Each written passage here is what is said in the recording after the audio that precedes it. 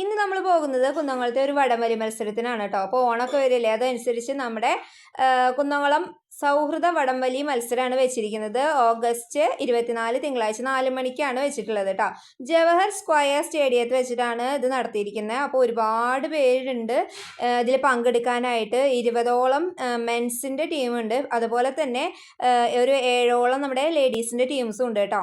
അപ്പോൾ ഇതിൽ തന്നെ നല്ല നല്ല വലിയ വലിയ കളിക്കാരുണ്ട്. അതുപോലെ കൊമേഴ്സ് സർക്കിളിൻ്റെ ആൾക്കാരുണ്ട്, നഗരസഭ ജീവനക്കാരുണ്ട്, ഐഫ ഉണ്ട്, ഫിഷ് മാർക്കറ്റ് യൂണിയൻകാരുണ്ട്, കെംടെക് ഉണ്ട്, അതുപോലെ നഗരസഭാ കൗൺസിലർമാരുണ്ട്, കുന്നംകുളം പോലീസ് ഉണ്ട്, ഫയർ ആൻഡ് റെസ്ക്യൂ ഉണ്ട്. അങ്ങനെ ഒരുപാട് പേര് അടങ്ങിയിട്ട് തുടങ്ങിയിട്ടുള്ള ഒരു പരിപാടിയാണ് ഇത്. ഇതിൽ ഒരുപാട് പേര് പങ്കെടുത്തിട്ടുണ്ട് കേട്ടോ.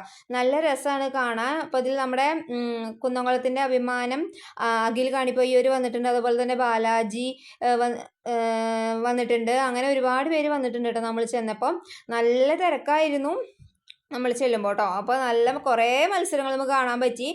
പക്ഷെ പോലീസിൻ്റെ ഒന്നും മത്സരം നമുക്ക് കാണാൻ പറ്റിയില്ല കേട്ടോ. പക്ഷെ അവരുടെ മത്സരങ്ങൾ ആദ്യം കഴിഞ്ഞിട്ടുണ്ട്. പിന്നെ ഇനി സെമിയിലേക്കും അതുപോലെ ഫൈനലിലേക്കൊക്കെ കടന്നിട്ടുള്ളതിൽ നമ്മൾ കണ്ടിട്ടില്ല കേട്ടോ.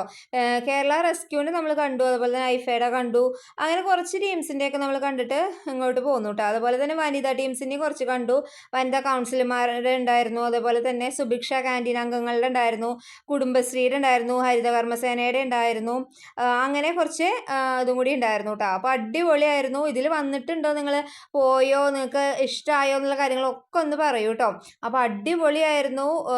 അത് സ്ത്രീകളാന്ന് വെച്ചിട്ട് ആരും പിന്നോട്ടൊന്നും നിന്നിട്ടില്ല കേട്ടോ. അപ്പോൾ നമ്മൾ ഇതൊക്കെയാണ് കപ്പുകൾ, ഫസ്റ്റ് സെക്കൻഡിനൊക്കെ കപ്പുകൾ അവിടെ വെച്ചിട്ടുണ്ട് കേട്ടോ. അടിപൊളി പരിപാടിയായിരുന്നു. എല്ലാവരും പോയിട്ടുണ്ടാവും വിചാരിക്കുന്നു. അപ്പോൾ ഓക്കെ, ബൈ.